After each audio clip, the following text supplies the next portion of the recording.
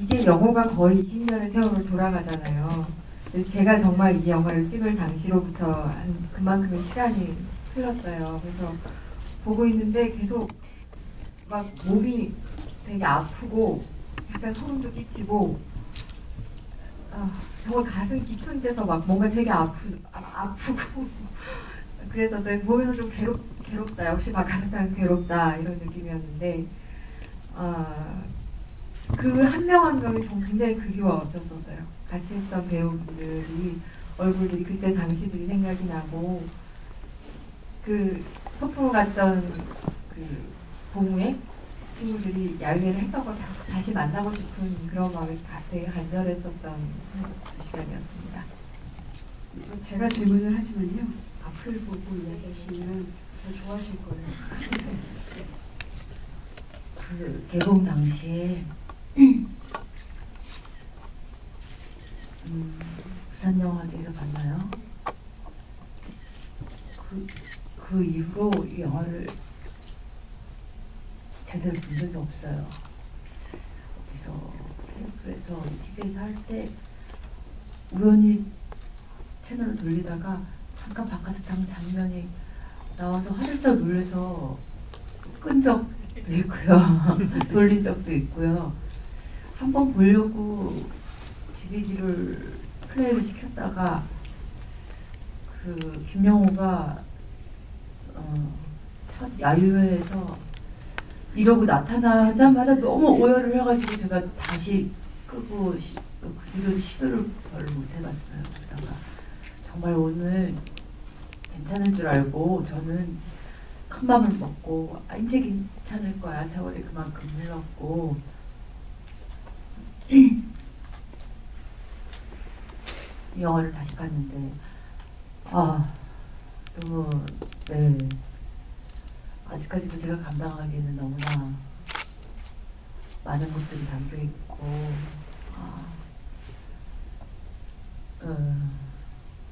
엄청난 영화였고요. 그리고 배우가 되기 전에 제 얼굴을 마주한다는 게 되게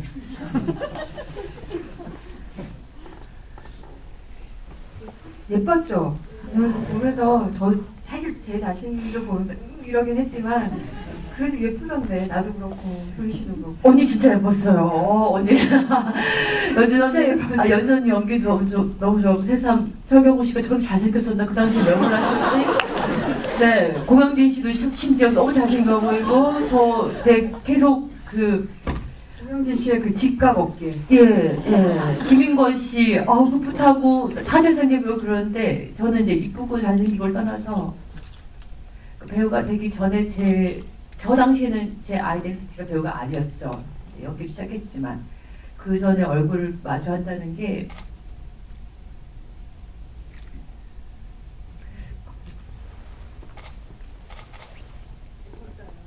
그동안 나는 어떻게 살면서 어떻게 달라졌나?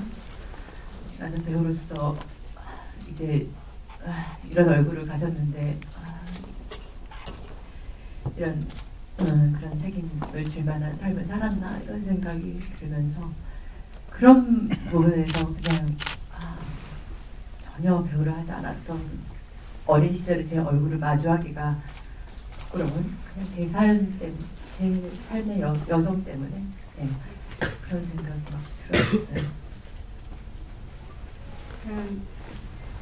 그 20년 세월 동안 좀 중간중간 보고 박하사탕이 좀 이렇게 보면 내성이 좀 생기기도 하는 영화거든요. 저도 한 50번 그러니까 저는 내성이 있어서 옆에서 문솔면이 이렇게 우는데 그렇지 이렇게 그런 느낌이 들면서도 나는 이제는 예전처럼 통곡하지 않는구나. 왜 그럴까 생각하면 저는 이제 배우들 중심을 보는 게 아니라 사이드에 이런 것 다른 것들을 보게 되는 거예요. 그래서 저 다리 위에 77인데 저기 8에 있잖아 뭐 이런 거를 보고 있고 왜 김영호는 지금 애배향을 먹지? 나 자꾸 궁금했었는데 제가 애배향을 받았었어. 나 그 얘기 들었었던 거 그런 기억들이 나는 거예요. 근데 저는 그냥 어떤 부분에서는 웃기도 하고 이런 그런 추억이 있는데 너무 오랜만에 문솔 배우님은 영화 보셔가지고 그렇죠. 20년 그 영호가 변한 세월이 본인의 그 일반인이었던 배우가 아니었던 거를 또 상기시키는 그 생각이 드니까 사무치겠다는 생각이 좀 들기도 하네요. 근데 생각보다 지금 여진 배우님이 너무 지금 담담하셔가지고 지금 연기하시는 거죠? 저는 정말 그 당시로서는 굉장히 힘들었던 영화예요. 찍으면서도 그렇고 찍고 나서 한 2달을 알았었어요. 진짜 약간 우울증이 있지 않을까 싶을 정도로 정말 너무 사무쳤어. 뭐가 사무쳤는지 아세요? 내가 애 낳는 날 저 사람 딴 데 가서 딴 여자를 잤어. 영호가. 그죠? 지금 애 나온대 이랬었잖아요. 우리 그날 밤 군산 가서 물망초에서 딴 여자를 잤잖아요. 그게 그렇게 사무친 거예요. 영화 끝나고. 그 홍제에서 벗어날 수가 없고 내 남편, 내가 사랑했던 김영호라는 사람이 날 사랑하지 않았다는 거. 그것과 그 사람의 상처로 인해서 내 인생도 엉망진창이 됐다. 막 이런 피해의식까지, 홍자의 피해의식이 한 몇 달 갔었어요. 그 다음 작품을 하고 지나갈 때까지도. 그래서 약간 애증이 있어요. 왜 홍자를 이렇게 외롭게, 그렇게 그냥 순수하게 사랑했는데, 그리고 이 사람의 행복을 정말 빌었는데, 왜? 이러면서. 그게 저희가 아직 20대 때였어요. 그 젊은 때는 저 상처나 저 아픔이 되게 고스란히 왔다면 지금은 저는 오히려 그냥 다 이해가 간다고 해야 될까? 영호도 홍자도 오히려 그러니까 사라진 게 생기가 사라졌어요. 그렇다. 네. 그때는 그렇게 미워하고 미움과 사랑이 섞여 있잖아요. 그걸 같이 할 만한 힘이 있었나 봐요. 영화에서 저는 홍자를 보면서 너무 생기에 발랄해서 내가 김여신의 저런 생기를 언제 봤었지? 네. 사실 영화에서는 거의 딱 한 씬 있었죠. 네. 그래서 와, 여진 언니가 저렇게 생기가 있었던 사람이구나. 저런 힘이 있었던 사람이구나. 그랬어요. 우리가 나이 들면서 저런 걸 잃어가는 거구나. 이런 생각이 들면서 서운한 마음도 들었었고. 영화 속에도 표현되는 게 홍자 같은 경우는 가장 첫 씬이 얼굴이 드러나지 않지만 그 이혼한 상태에서 뭐 보고 싶어서 왔다는 구람 한번 들렸던 그 상황에서 굉장히 차갑게 문도 딱 걸어 잠그고 열어주지 않는 그 홍자의 그 단호함이 그 전에는 까르르 웃는 그런 캐릭터였던 한 3년 전 이 정도 전까지만 해도 그게 그 생활에서 이렇게 나왔던 그런 부분이 스며든 거였죠라는 생각이 전혀요. 당신은 지금 제가 좀 마음에 안 드는 씬은 딱 거긴 것 같아요. 그 문은 열어주지 않는 씬, 전에 그 홍자의 생활 얘기한 거. 그러니까 그 홍자라는 사람이 가져왔던 세월에 대해서 그때는 머리로는 분명히 이해를 한다고 생각하고 연기를 했었어요. 열심히 했으면 최선이었던 것 같아요. 저 때는. 근데 그때 당시 홍자의 나이가 지금 이제서야 내 나이에 가깝잖아요. 조금 어리던지. 그러니까 뭔가 결이 얇고 그 부족함이 저는 사실 많이 보이긴 했었어요. 근데 당시로서는 대본을 읽고는 나는 홍자를 안다. 홍자에 대해서 확실히 이해하고 있다라고 착각하고 있었던 것 같아요. 근데 그런 경우가 많아요. 늘 우리가 조금 더 지나면 그런 걸 겪고 알게 되는데 그때는 그 역할을 못해요. 맞아요. 맨날 그걸 알기 전에 조금 일찍. 그러니까 지금 우리 아기가 그 딸내미 나이잖아요. 이제 그러니까 늘 살다가 아쉬울 때가 있어요. 조금 지나고 나면 내가 지금 예전에 그 역할을 하면 정말 이제 다 아는데 그때는 정말 절반만 알고 그렇게 다 안다고 뻔뻔하게 돌아다녔었구나 이런 반성이 들 때가 많고 그리고 좀 알 것 같으면 이제 그런 역할이 안 들어오고 무슨 대학생의 애미 아직 모르겠는데 들어오고 이런 참 아이러니가 있어요. 배우를 하다 보면 알 것 같은 때는 못하고 모를 때 꼭 알아서 해야 되고 이럴 때가 참 많더라고요. 그 관객들도 그렇고 궁금해하는 게 그런 거잖아요. 그러니까 설경구 배우님도 뭐 부산 영화제 외신 기자회견 이후로는 그때도 통곡하면서 제대로 못 받고 본 적이 없다. 도저히 아직도 못 보겠다. 그래서 도대체 얼마나 영화를 촬영하는데 힘들었길래 영화를 못 보냐. 그게 당신들 영화 인생이 트라우마냐 박하사탕이 이런 얘기를 하는데 그게 사실 촬영 현장에 있어서의 뭐 고난이나 힘든 것보다 영화 자체가 주는 어떤 박하사탕이란 영화 자체에 그런 부분이 있는 건데 그 약간 오해하시는 부분도 있는 것 같아서 이번에 좀 이야기 좀 해주시면 어떨까요? 그러니까 개인적으로 왜 볼 때마다 힘든지. 이 영화를 이렇게 팝콘 드시면서 뭐 까르르 보는 관객은 없겠죠. 거의. 저도 그냥 한 사람의 관객으로서도 이 영화가 너무 무겁고 아프고 깊어요. 너무 깊숙해요. 그리고 아픈 시대를 담고 있고 사회를 담고 있고 인간들을 담고 있고 그런데 그것을 너무 강렬하게 이제 저한테 각인돼 있어서 그 시절이 너무 놀란 건 오늘 제가 그렇게 오랜만에 보는데도 그 긴 김영호의 독백도 다 대사를 알고 있더라고요. 다음 대사까지. 그냥 갈래, 보고 갈래, 뭐 이러면서 내가 대사를 다 알고 있더라고요. 너무 강렬한 기억이었고, 그 이후에 그 저 영화를 통해서 가르쳐준 이창동 감독님의 영화에 대한 가르침 또는 삶에 대한 가르침이 정말 제 삶을 통해서 다 증명이 되고 있었죠. 그런 것들이 이렇게 다 떠오르면서 네, 훨씬 정말 폐부를 찌르는 듯한 어떤 그냥 감상이 있는 것 같아요. 영화로서. 그게 가장 힘들고요.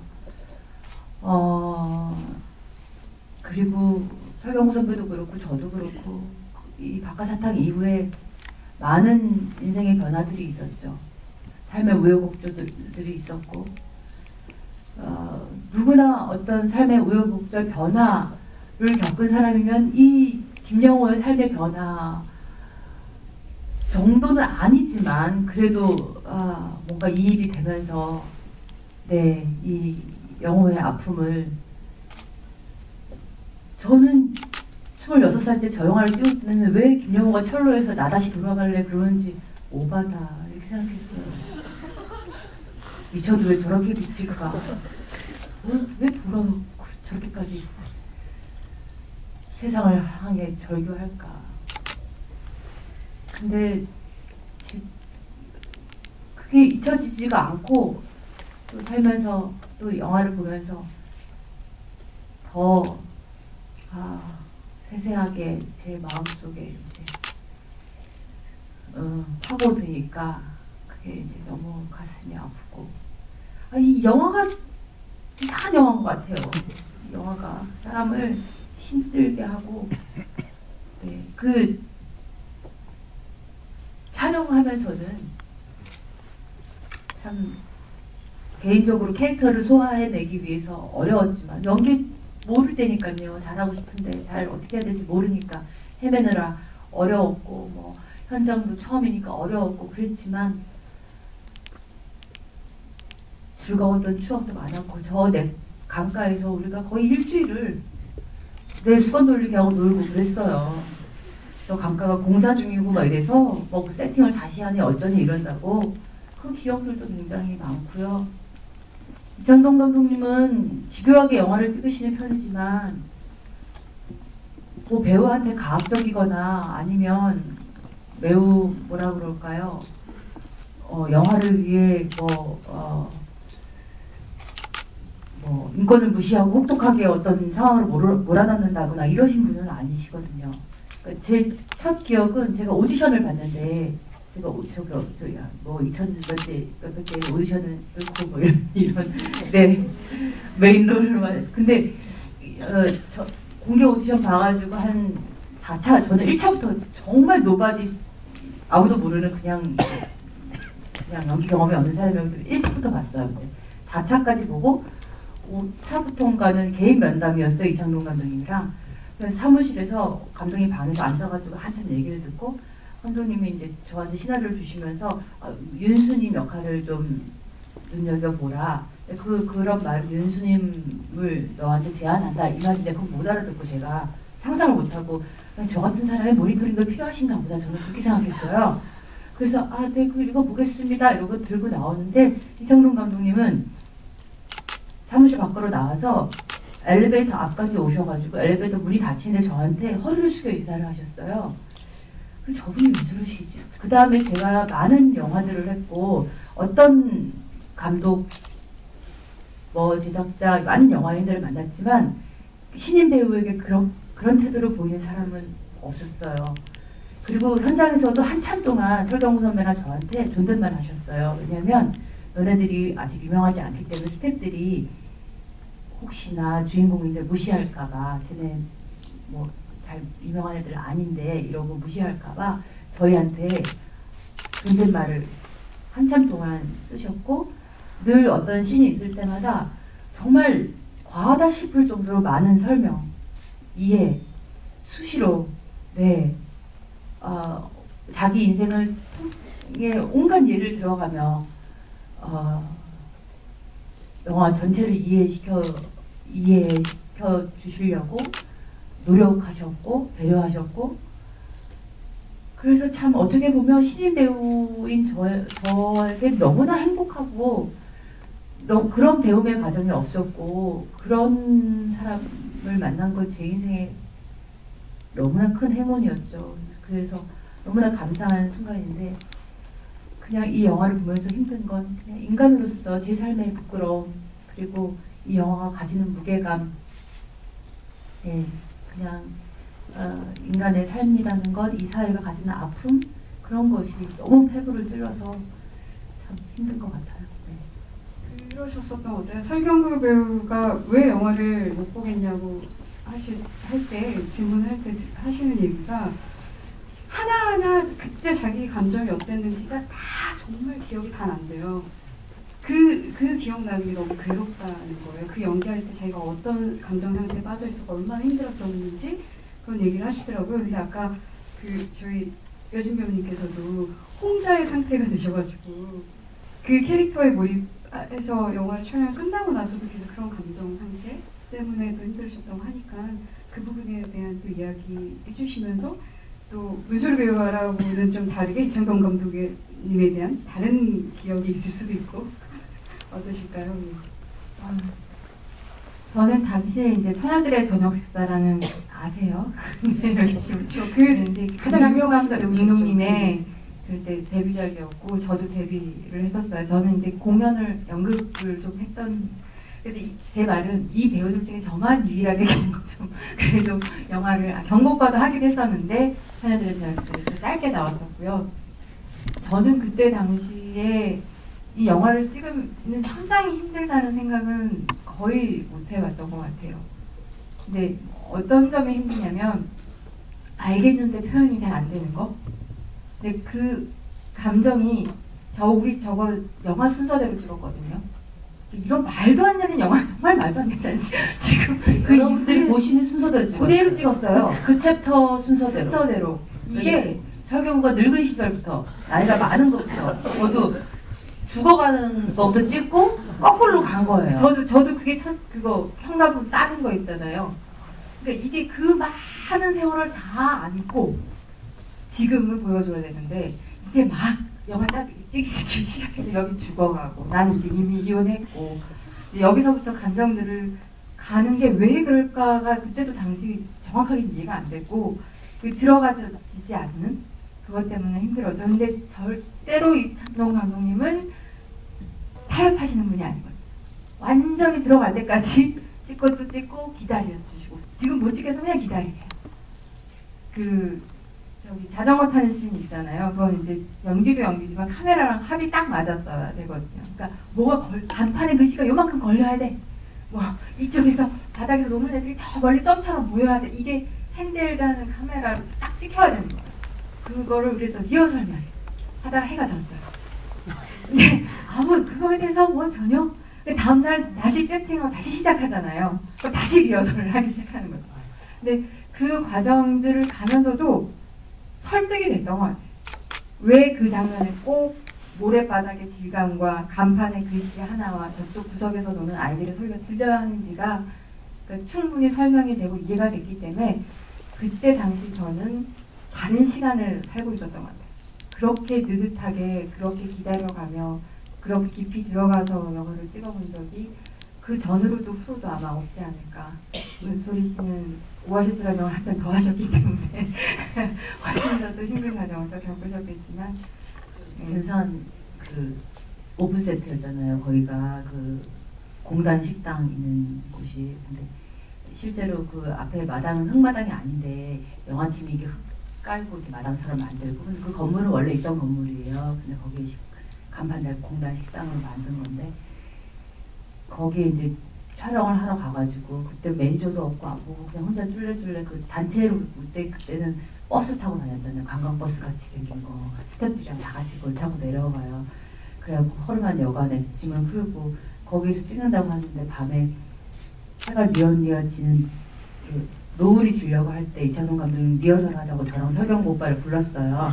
그래서 그 식당에 저는 진짜로 그런 식당이 미술팀이 손댄지도 몰랐어요. 정말 그런 식당이 있는 것 같더라고요. 그래서 거기 들어가가지고 노을이 이렇게 지려고 하는데 낯선 곳에 와가지고 그 이찬원 감독님이 그 씬을 해보래요. 경구 선배랑. 그래가지고 손이요 어쩌고저쩌고 이러고 뭐 사진기 주면서 사진 찍고 싶어 하셨잖아요. 이러는데 나도 모르게 눈물이 주룩주룩 나고 막 휘죽거리니까 원망스럽고 막 경구 오빠가 그래서 눈물을 주룩주룩 흘리고 이제 해는 뉘엿뉘엿지고 동네 사람은 아무도 없고 그러고 했더니 이제 이찬원 감독님께서 아 그래 이제 준비가 잘 된 것 같다. 내일도 이만치만 하자. 내일도 이렇게만 하면 된다. 하고 저한테 굉장히 격려를 해주셨어요. 그래서 아 이렇게 하면 되는구나 이러고 이제 들어가서 자려고 하는데 이제 그게 이제 제가 대사를 하는 태어나서 처음 찍어보는 영화 연기 신이거든요. 그 전에 찍은 거는 죽는 거예요. 눈물을 이렇게 가만히 링거 맞고 그때 진짜 며칠 굶어가지고 진짜 링거를 맞았더니 주사 꽂으니까 바로 눈물이 좀 나더라고요. 그 연기인지도 모르고 그냥 했어요. 특수분장하고. 그러니까 처음 하는 신이니까 그날 잠도 안 올 거 아니에요. 밤에 잠도 안 오고 낡은 여관에 냄새도 나는 것 같고 물 트니까 녹물이 좀 나오고서 잠도 설치고 막 긴장하고 잘해야 될 텐데 그리고 현장에 딱 갔더니 그 다음날 어머머머 어제 그 곳이 아닌 거예요. 공간은 같은데 그 공간 안에 50명이 넘는 스태프들이 가득 차 있어요. 처음 보는 이만한 막 덩치가 큰 남자 오토바이 탔던 사람 그 총 갖다 줬던 그 스텝이 그 스텝 저희 스텝이었어요. 그 두 명 스텝 네 그런 스텝 무럭무럭한 남자 스텝들이 여름이니까 그때 매미 소리 듣는다고 창까지 다 닫아놓고 안에 에어컨도 없으니까 땀을 비 오듯이 흘리면서 무럭무럭 스텝 카메라는 이만하고 사람들이 막 둘러싸여 있고 나보고 하라는 거예요. 나는 아는 사람이 이창동밖에 없는데 이창동 감독님이 어딘지 보이지도 않아요. 가려가지고 스텝들에 그리고 경구 오빠 앞에 앉아있고 그 씬을 하는데 어제 해가 뉘엿뉘엿지고 아무도 없을 때 그것이 아니잖아요. 그래서 하니까 안 되는 거예요. 당연히 어제랑 다른 거예요. 연기를 처음 하는 제가. 그래서 그러니까 이제 이찬원 감독님이 이제 다시 해라, 다시 갑시다. 그러니까 스태프들은 더위에 막 뒤로 넘어가죠. 막 옷을 짜면 물이 나올 정도로 땀을 흘리고 있죠. 막 눈을 부라리죠. 저는 더 안 되죠. 막 어떡하지? 근데 이찬원 감독님이 잠깐 쉬자. 저를 옆에 그 공터 옆에 미용실이 하나 있었는데 거기 들어가더니 미용사 아주머니 보고 잠깐 나가달라고 그랬더니 우리 얘기 좀 하자고. 앉더니 내가 너를 투자사의 반대를 무릅쓰고 캐스팅을 뭐 이러면서 한 1시간 반 동안 얘기를 하시는데 내가 이 영화를 만들기 위해 얼마나 험난하기로 우리가 걸어온 길을 생각하고 이런 막 저를 이제 그 감정을 몰입을 시키시려고 이 영화가 걸어온 길까지 다 설명하시는데 그러면 그럴수록 더 긴장이 돼가지고 더 잘해야 되는데 더 안 되는 거예요. 해가 졌어요. 그래서 그날 못 찍었죠. 다 들어가라 이래가지고 밖에서 계속 스탠바이 하고 있었어요. 그 음료수 주러 들어갔어야 되잖아요. 좀 생생하다 진짜. 그래가지고 그 영화에 들어갔는데 심지어 이창동 감독이 막 소리를 지르기도 했어요. 한 번은 저 놀라라고 울으라고죠. 그러면 풀어진다고. 근데 울지도 않고 또 내가 이러더래요. 그래서 쟤 좀 단단히 좀 미친 애구나 이래가지고 촬영을 접은 거예요. 그러고는 그날 그 허름한 여관 옥상에서 해가 지는데 혼자서 그렇게 울었었어요. 너무너무 이제 그 방도 혼자 쓰지 않고 스크립터 언니랑 방을 같이 써가지고 그 방에서 울 수가 없는 거예요. 그래서 자꾸 눈물이 나오려고 할 때 스크립터 언니가 자꾸 그 방에 들어오니까 얼른 옥상에 올라가가지고 그 녹슨 무슨 기둥 하나를 붙잡고 그렇게 그런 추억이 막 새록새록 생각이 나네요. 엄청나네요. 왜냐면 그 장면이 엄청 NG가 많았고 힘들었다는 얘기 많이 들었는데 이렇게 생생한 비하인드 스토리를 또 문소리 배우님께 들으니까 저는 오늘 보니까 유독 홍자가 컵을 얼마나 세게 놓던지 저 그때 여진 언니 무서워 죽는 줄 알았어요. 그때쯤은 이제 저도 홍자 역할에 완전히 몰입이 됐던 것 같아요. 그래서 진짜 연기가 아니라 정말 미웠어요. 도희 씨가 그 앞에 나 혼자서 애교 얼마나 떨어요. 오빠 자전거 잠시만 1분만 5분 이러고 애교 떠는데 여자 딱 나타났잖아요. 정말 미웠어요. 정말 미웠던 그 군산에서는 그때 그 감정들이 거의 막 그 억울하고 내가 얼마나 공들인 남잔데 어디서 여자가 하나 나타나서 예쁜 척하고 저기 아파트 청순한 척하고 저러고 있어? 이러면서 뭐 그 놓았을 때 뭐 거울 봤을 때 뭐 이럴 때는 그때가 가장 그래도 홍자의 감정에 제일 깊이 들어갔었을 때가 아니었을까 싶어요. 네. 끝이야. 네, 그런 어떤 상황을 조인관 속에 지금 무슨 상황이길래 저렇게 할까라는 생각이 드니까 그냥 정말 좀 약간 슬펐어요. 그래서 그거를 보고 화도 내지 못하고 그냥 눈 껌뻑껌뻑 하면서 눈물 두 방울 흘리는 수님이 어떤 마음일까. 그 20년을 그걸 기억하면서 살았잖아요. 그래서 정말 다행인 건 정말 좋은 남자랑 결혼을 한 것 같아요. 광식 씨였나요? 네, 근데 그 당시 찍을 때 설명으로는 그분 이창동 감독님이 극중 남편이 굉장히 이제 조폭 같은 험한 세계에 있는 남자일 거고 그런 남자 만나서 저도 고생을 좀 많이 한 걸로 그렇게 말씀을 그 당시에 찍을 때 저한테 그랬는데 그분 참 이번에 보니까 다시 보니까 연기 묘하죠. 그러니까 네, 험한 인생을 살아온 것 같은데 굉장히 이상한 포석적인 젠틀함이 그 영국에서 온 젠틀함이 아니고 굉장히 포석적인 젠틀함이 있으면서 이 김영호 같은 사람한테 전혀 눌리지 않는 어떤 파워가 있으면서 근데 그 딸내미도 너무 생각났어요. 바깥사탕 먹을래? 그리고 뒤에서 이제 이런 애기 있었잖아요. 걔가 쌍둥이였어요. 실제로. 그래가지고 걔가 촬영을 할 때 그 쌍둥이 동생이 모니터 앞에 그거 보고 있는 거예요. 자기 언니가 어떻게 하나. 그 여차하면 자기가 들어가려고. 그래서 계속 감독님한테 난 더 잘할 수 있는데. 저건 아닌 것 같은데. 뭐 이러면서 촬영할 때 그랬었어요. 그래서 그 딸내미 보니까 그 쌍둥이도 기억이 났었고요. 네. 네, 재밌는 얘기가 계속 오가는 과정 속에서 갑자기 질문을 받아야 되겠다는 생각이 갑자기 들었습니다. 관객님 혹시 네! 저기 계십니다. 가운데 네, 하얀 손을 올리신 네. 네, 안녕하세요. 저는 저거 개봉했을 때 한 7살? 8살? 오히려 문소리 배우님의 여배우는 오늘도가 익숙하고 김예슬 배우님의 살아남은 아이가 더 익숙한 그런 팬인데 제가 이 영화를 고등학생 때 막 워낙 막 유명하다고 하니까 한번 봤다가 정말 이해를 못했었어요. 근데 지금 다시 보고 나니까 되게 뭔가 느낌도 이상하고 저도 되게 눈물이 많이 났거든요. 근데 혹시 만약에 다시 이 영화를 똑같은 상황에서 똑같이 지금 다시 찍는다면 스킬적으로는 연기가 늘었겠지만 마음적으로는 어떠실지가 되게 궁금하거든요. 네, 그런 것들에 대한 답변을 주시면 감사하겠습니다. 다시 못 찍죠. 저 얼굴로 못 들어가지고.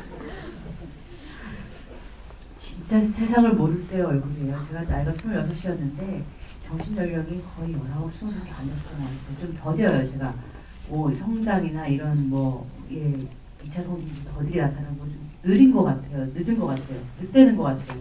데뷔도 늦게 했고. 근데 진짜 정신연령이 너무 낮았던 것 같아요. 그래서 뭘 모르니까 나올 수 있는 얼굴이에요. 그냥 영화도 전혀 모르고 연기에 대해서도 아는 것도 없고 세상도 모르고 그냥 남자도 잘 모르고 뭐 무섭고 기대감도 있고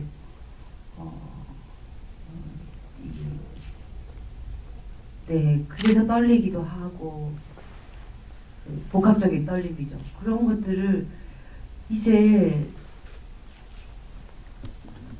참 이 세월이 지나서 비도 맞고 눈도 맞고 바람도 맞아봤는데 아무것도 몰라요. 이 연기를 정말로 못할 것 같아요. 그래서 할 수 없는 게 아닐까 이런 생각이 들어요. 스님이라서 정말 첫사랑의 아이콘이죠. 청순함에. 저는 홍자는 할 수 있을 것 같아요. 전 사실 지금 욕심 같아서 뒤에 저 바람 피는 씬부터 시작해서 그 한두 씬은 다시 찍고 싶어요. 조금 더 잘할 수 있을 것 같아요. 그러니까 저도 혼자 잘할 수 있을 것 같아요. 네. 스님이나 앞에 건 저거 살리고. 근데 진짜 매력적인 캐릭터예요. 홍자 오늘 보면서도 너무 홍자 때문에 마음 아프지 않아요? 네, 마음 아프고 여자들은 홍자 때문에 네, 저 되게 감정이입하면서 봤어요. 그죠. 네. 네, 정말 모텔에서 나와서의 두 사람의 대화는 명장면인 것 같아요. 네, 집에 일찍 오냐고 묻는 늦을 거야. 늦을 거야. 그게 홍자의 미련이 아직도 그때까지도 입술 터져가지고 입술이 터지고 그렇게 얻어맞고 했어도 어떤 마음이 그때 약간 들었냐면 약간 좋은 거예요. 이 남편이 그래도 바람 핀다고 와서 두들겨 패고 질투하나? 이런 느낌? 그때 당시 그랬었어요. 홍자가 워낙 사랑을 못 받고 오로지 외바라기만 하고 있잖아요. 그죠? 딱 그 순간 근데 여자들 그럴 수 있을 것 같아요. 저도 그럴 수 있을 것 같아요. 그 당시 그러면서 그 남자 이렇게 보내고 두들겨 패서 보내고 나서 일찍 와요? 이렇게 그러니까 약간의 어떤 아직도 그때까지도 살짝 희망 같은 게 미련 같은 게 있었던 때라고 생각이 들어요. 그래서 끝나고 나서 진짜 홍자의 감정은 세월이 지날수록 계속 이렇게 밀려오는 여러분들 여자분들 저런 사랑 하시면 안 됩니다. 아시겠죠? 절대 안 됩니다. 저 뭐 기도한다고 절대로 회개하지 않고 저게 기도받고 될 문제냐고 끝까지 기도한다고 어떻게 잡아보려고 어떻게 해봐도 안 되는 건 안 되는 거고요. 저런 자 만나시면 안 됩니다. 영 같은 사람. 그게 저는 그래서 다행히 행복한 결혼하고 잘 살고 있는 것 같아요. 저기에 비하면.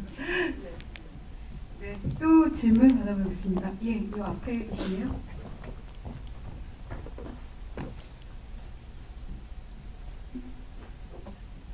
안녕하세요. 저는 이 영화를 그냥 정말 유명한 영화라고 알고 있어서 그리고 나 돌아갈래 라는 이 장면을 그냥 막 영화가 좋다 이런 데서 잠깐 나올 때만 봐서 사실 배우님들 때문에 온 것도 있어요. 그래서 무슨 내용인지 하나도 모르고 왔는데 그래서 그냥 박하사탕이라는 제목 보고 박하사탕으로 뭐 어떤 의미가 있지 않을까라는 것도 궁금했었거든요.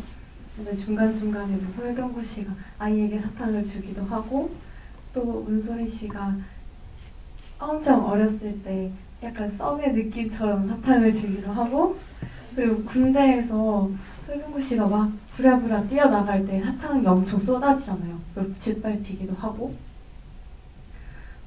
그래서 그 박하사탕이 뭐 철길도 어떠한 의미를 주는 것 같기도 하지만 제목으로 쓰인 박하사탕이 어떤 의미를 담고 있는지 좀 궁금합니다.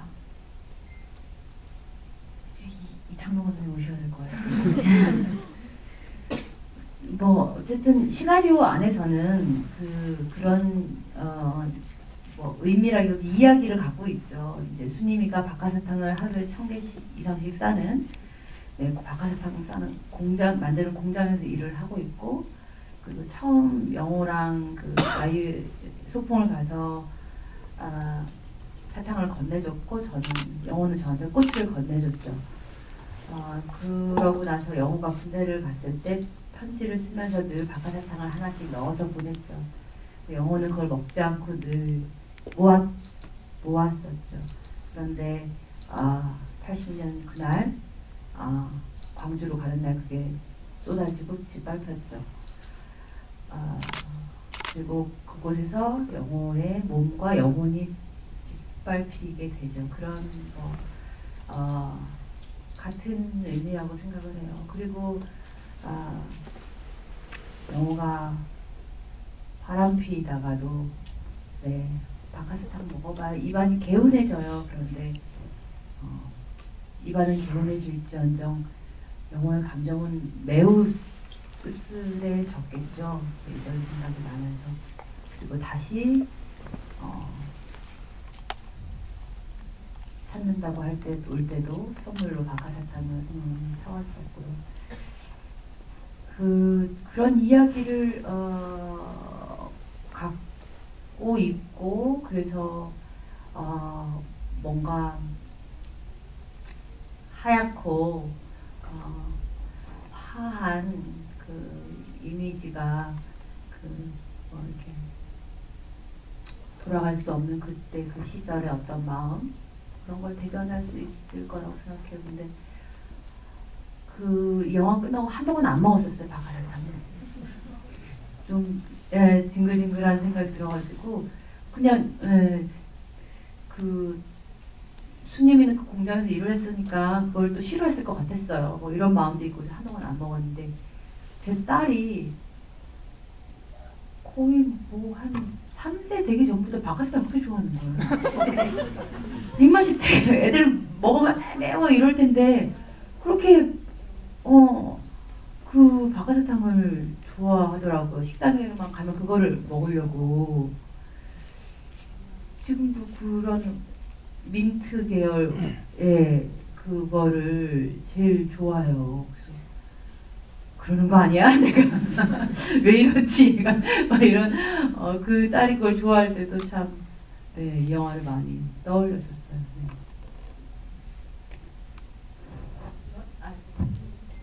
답변 하시겠어요?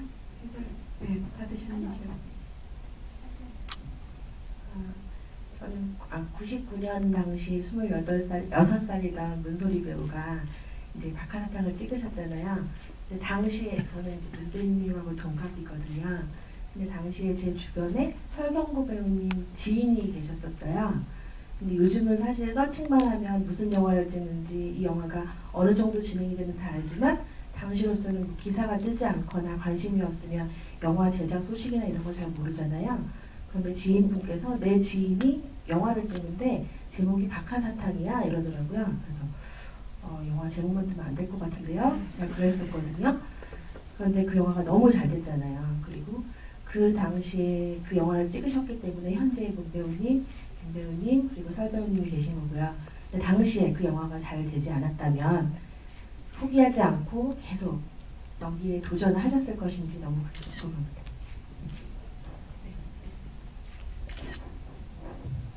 저는 계속 했었을 것 같아요. 박하사탕이 저의 연기에 가장 큰 영향을 미친 영화예요. 그 연기의 어떤 기본, 연기를 하는 법, 어떻게 몰입하는지 이 영화를 찍으면서 그러니까 어떻게 보면 그냥 제 연기 스타일이 돼버린 여기로부터 벗어나고 좀 다른 연기를 해보고 싶다고 되게 노력을 하는데도 사실 잘 안 되는 지경이죠. 근데 만약에 근데 아마 운명처럼 하게 되지 않았을까. 전 굉장히 이 영화에 집착했었거든요. 캐스팅 되기 위해서. 근데 그렇더라도 연기는 계속 하고 있지 않을까. 근데 조금 다른 연기를 하고 있지 않을까. 그렇게 생각이 듭니다. 저는 이 영화를 찍고 나서 이 영화가 잘 호평을 받고 뭐 아니면 평가가 어땠는지 흥행이 어땠는지가 상관이 없었어요. 상관이 없고 도대체 이게 뭐지? 영화라는 게 뭐지? 잘 모르겠는데 한번 하고 나니 뭔가 굉장히 강렬한데 이게 뭘까? 그래서 굉장히 고민했었어요. 그래서 그 뒤로도 사실 영화를 계속 할까 안 할까 고민 중에 있어가지고 막 매니지먼트 회사를 만난다거나 내지는 다른 장편 오디션을 막 보러 다닌다거나 이런 것들을 일절하지 않고 그 이후로 각 학교의 단편 영화, 졸업 단편, 뭐 중대 졸업 단편, 서울예대 졸업 단편, 카라츠, 영상원, 아카데미 단편 영화들을 찍었었어요. 한참. 뭔지 좀 알아봐야겠다. 이게 내가 잘 모르는 것 같다. 처음부터 너무 큰 경험을 해가지고 정신이 좀 없네. 이래서. 그거를 하면서 영화라는 게 이런 거구나. 좀 더 이미 발을 들여놨으니 한번 해봐야겠다 이런 생각을 했었죠. 근데 이제 오아시스 찍으면서는 오히려 그런 생각을 했어요. 이게 모두가 잘 안 될 거라고 했어요. 그리고 설사 이 영화가 잘 된다고 해도 여배우로서 너는 생명은 끝날 거다 라고 다 얘기해가지고 그렇게 강렬한 그런 캐릭터를 하고 더 다른 이미지를 소화할 수가 없다. 세계 영화사에도 그런 여배우는 없다. 이제껏 없었다. 그렇기 때문에 너는 이제 이런 역할을 하면 여배우로서의 생명은 끝났다고 보면 된다. 이런 그 전망이 대부분이었기 때문에 그때는 오히려 이거 영화가 잘 되든 뭐 망하든 뭐 내 배우로서의 생명이 여기까지라면 여기까지 하고 끝내자. 뭘 하지 생각하면서 미국 유학 가겠다고 막 비자도 알아보고 있었고 뭐 연극 치료를 공부해야 되나 뭐 이런 생각도 하고 있었고 각종의 그 다음 할 것들을 막 생각해보고 그랬었죠. 헛짓거리 했었죠. 답변이 되셨는지요? 네, 저희 시간 관계상 마지막 질문이 될 것 같습니다. 먼저 드셨기 때문에 대답이 스피디하게 좀 이렇게 끝낼까요? 이렇게. 네, 영화 너무 잘 봤고요. 제가 궁금한 거는 이제 마지막 장면인데 거기에 대사 중에 이제 설경구 배우님이 이제 이곳에 와본 것 같다, 꿈을 꾸는 것 같다. 그러면서 이제 마지막 장면을 제가 개인적으로 느끼기에 이제 그 눈물을 흘리는 장면이 열차에 치여서 자기의 인생을 돌아보면서 흘리는 눈물이라고 저는 개인적으로 받아들였거든요. 그래서 이제 감독님께서 의도하신 장면이 영화 순서도 찍으신 게 이제 거꾸로 갔다고 하셨잖아요. 그 환생을 그러니까 그 장면을 좀 뭐라 해야 되지? 떠올리는 그런 씬을 만들고 싶어서 그렇게 의도를 하신 건지 좀 개인적으로 궁금했습니다. 제가 알기로 그러니까 명확한 대답은 절대로 안 하시고요. 이창동 감독님은 이거다라고는 절대로 말을 안 하세요. 본인이 그렇게 느꼈으면 그런 거다 이렇게 얘기를 하시고 저도 영화를 찍으면서 감독님과 얘기하면서 저도 그렇게 이해를 했었어요. 이게 영화에서 그러니까 회상씬을 보여주는 게 아니라 실제로 시간 여행을 간다. 기차가 계속 거꾸로 가잖아요. 그래서 막 차도 거꾸로 다니고 그 장면들에 개도 거꾸로 다니고 이러면서 우리가 정말 저 기차를 타고 김영우라는 사람의 인생을 거꾸로 되짚어서 시간 여행을 가는 그래서 마지막에 거기까지 그 박하사탕이라고 할 수 있는 정말 순수했고 알싸했던 그 젊은 날의 그 장면까지를 도착해 보는 장면이라고 저는 이해를 했었고요. 그렇습니다. 비슷하게 이해하신 것 같아요. 어떤 클리어한 대답들은 이런 게 있었습니다. 눈부셔서.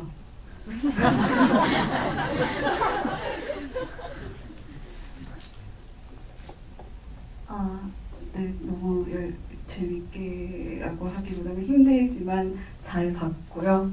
네, 여쭤보고 싶은 거는 그 영호 역할이 되게 한국 영화 역사상 되게 좋다고 해야 되나? 아무튼 그런 캐릭터잖아요. 의미가 있는 캐릭터잖아요.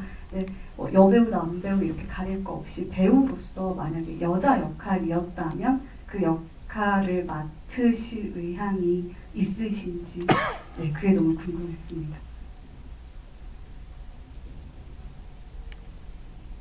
둘이 싸우지 않을까요? 서로 한다고.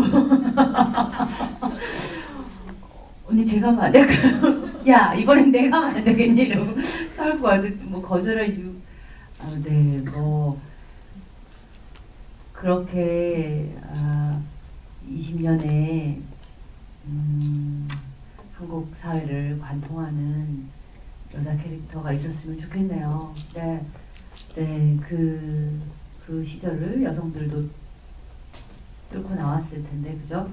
그런데 없는 게 애석하기도 하지만, 네, 있다면 굉장히 어떻게 해서든 20년 전으로 돌아갈 수 있어요. 안티에이징을 해서. 요즘 기술도 빨리 발달했는데. 과학의 힘이죠. 네, 감독님 할 수 있습니다. 이러면서 덤비지 않을까 싶어요. 제가 생각하기 거의 모든 배우들은 다 덤빌 거예요. 그러니까 남녀를 떠나서 사실 저는 진짜 한국 영화에서 이런 캐릭터는 남녀를 통틀어서 이렇게 한 개인의 역사와 감정과 모든 걸 이렇게 집약적으로 보여주는 캐릭터는 드물다고 생각하고요. 네, 물론입니다. 아마 땀 날 거예요, 진짜. 심지어 저 당시에 설경구 씨 캐스팅 됐을 때 문성근 선배가 너무 탐을 내면서 정보야, 네가 나이든 40까지는 못하잖니? 너 아직 너무 젊으니까 뒷부분 반은 내가 할게. 나눠서 하자. 이런 제안을 막 하셨어요. 본인도 너무 배우로서 탐이 나는 거예요, 이 캐릭터가. 옆에서 듣던 이찬원 감독님이 너무 어이가 없다고 그는 표정으로 관객들이 바보가 니는 문성근이 설경구인데 이걸 어떻게 한 사람이라고 이게 설득이 되겠는 말이 되나 이러면서 이창동 감독님은 한테는 씨도 안 먹히는 제안이었지만 그렇게 탐을 내는 문성근 선배님한테 죄송한데 이거 공개도 되는 이야기였겠죠? 네. 네, 마지막 네. 여기입니다.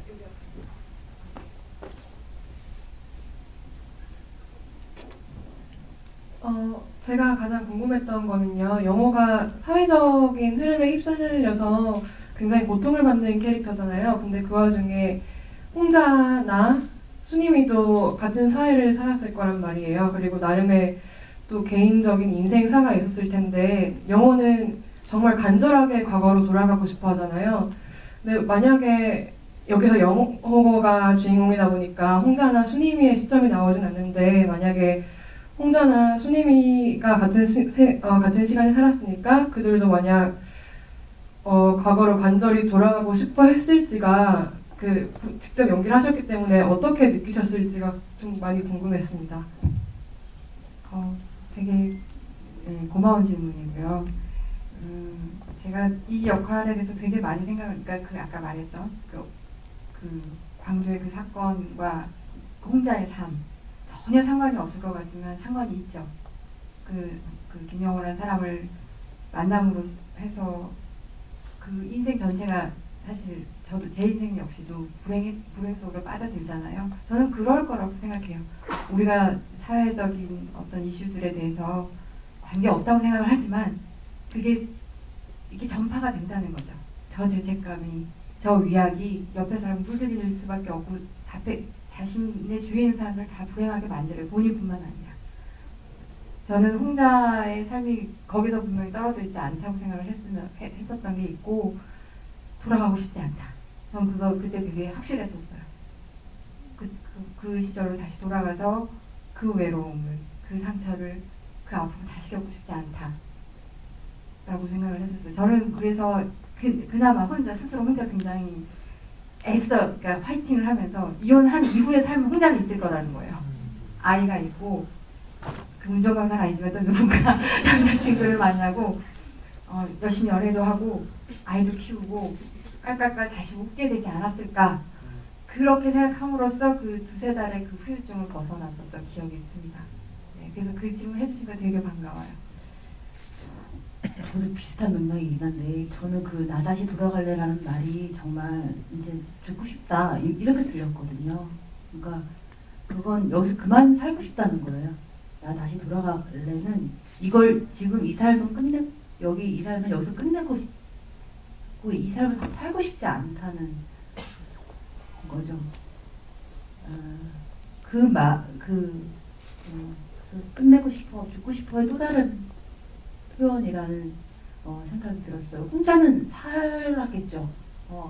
어떤 식으로든 네, 그래도 다시 나가고 살면 돌아가고 싶지 않았겠죠. 순이미는 인생이 이미 먼저 떠났으니까 돌아가고 싶었을까 어땠을까 잘 모르겠네요. 그런데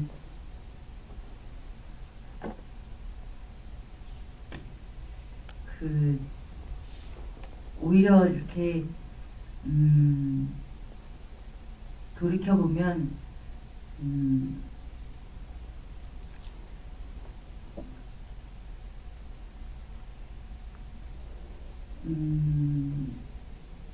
좋은 마음만 간직하고 이렇게 많은 걸 나누지 못했을 때 아쉬워서 더 애틋한 것도 있는 것 같아요. 그런 애틋함은 굉장히 평생 갈 수도 있을 것 같고, 그만 얘기해야겠다. 죄송합니다. 시간이 이러니까 질문은 이제 끝인 것 같고요. 저는 그런 생각이 드는 것 같습니다. 오늘 이 토크가 영화를 챕터별로 보면서 챕터 끝날 때마다 이제 기차가 뒤로 갈 때 이렇게 계속 막힌 숨을 계속 내셨던 그 7번의 숨이 있었어요. 근데 오늘 대화가 없었으면 영화 보고 나서 그냥 그 답답함이 계속 있으셨을 것 같아요. 근데 우리 배우님들 오시고 이런 자리를 가져서 그나마 그 답답함이 숨을 탁 쉴 수 있었던 시간이 아니었나. 예, 너무 좋았어요. 그래서 너무 기대하고 있고요. 그래서 여쭤보려고 했는데 그럼 사람과 마지막 인사를 드리도록 하겠습니다. 여기 우리 제목 중에 그리고 김경익 선배라고 고문받았던 대학생이 노트에 썼던 말이 있잖아요. 삶은 아름답다. 근데 그걸 김용호 비웃었죠. 왜냐면 자신은 그런 아름다운 삶을 선택하지 않고 살아왔기 때문에. 하지만 저는 그 음식점에서 그 분도 아이를 갖고 가족들과 함께 식사를 하러 오셨잖아요. 그분의 삶은 계속 되어가고 있는 거예요.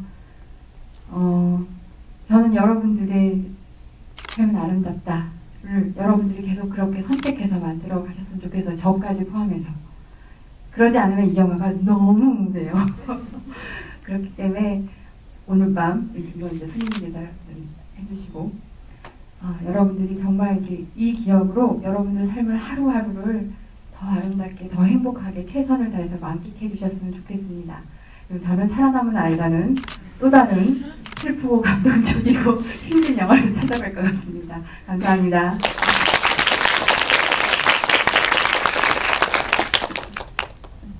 네, 오늘 이천웅 감독님 너무 보고 싶고요.